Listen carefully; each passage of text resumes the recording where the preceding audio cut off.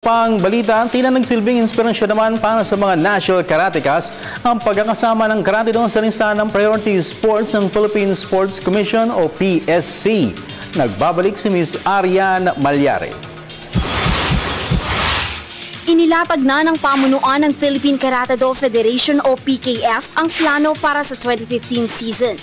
Ito'y matapos na mapabilang ang Karate Do sa listahan ng mga priority sports ng Philippine Sports Commission o PSC.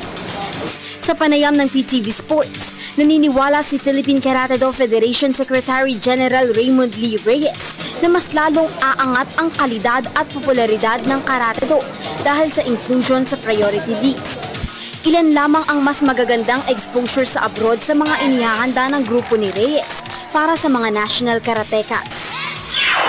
Ang karate na iaangat at mas maraming tumutulong, maraming mga pagbabago, mga priority athlete namin na lumabas, magkakaroon ng mas magandang pagkakataon para makapag-train abroad, saka para ma-improve pa nila sa nila. At the same time, naniniwala naman din kami na dahil sa nangyayaring programa, masyado pang patutunan kami sa mga ibang area like that, and siguro saka ibang sports na pa-promote pa ang karate.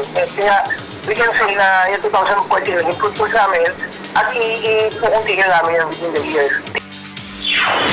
Samantala, ibinalita rin ni Reyes na balak nilang magsagawa ng seminars at workshops sa iba't ibang panig ng bansa ngayong taon.